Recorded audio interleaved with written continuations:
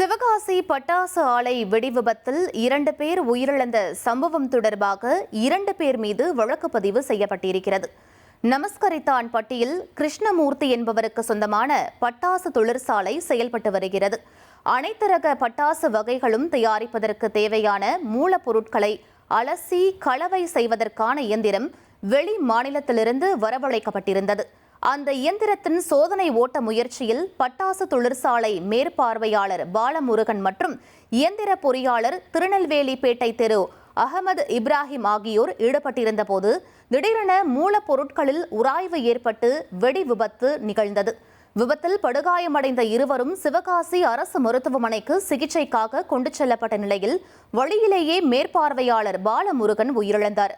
முதலுதவி சிகிச்சை பெற்ற அகமது இப்ராஹிம் மேல் சிகிச்சைக்காக விருதுநகர் அரசு மருத்துவக் கல்லூரி மருத்துவமனைக்கு கொண்டு செல்லப்பட்ட நிலையில் அங்கு சிகிச்சை பலனின்றி உயிரிழந்தார். தகவலறிந்த தீயணைப்பு, வருவாய் மற்றும் தொழிலக பாதுகாப்பு போன்ற பல்வேறு அரசு துறையினர் சம்பவ இடத்திற்கு சென்று மீட்பு பணிகளில் ஈடுபட்டனர். விபத்தில் இயந்திரம் மூலமாக சோதனை ஓட்டம் நடத்தப்பட்ட அறையின் மேல்கூரை சேதமடைந்தது. பட்டாசு தொழிற்சாலை விபத்து பற்றிய புகாரின் பேரில் திருத்தங்கல் காவல் நிலைய போலீசார் தொழிற்சாலையின் உரிமையாளர் கிருஷ்ணமூர்த்தி மற்றும் மேலாளர் வீரமணி ஆகிய இருவர் மீதும் வழக்கு பதிவு செய்து தலைமறைவான இருவரையும் வலைவீசி தேடி வருகிறார்கள். இனி செல்லும் இடமெல்லாம் செய்தி.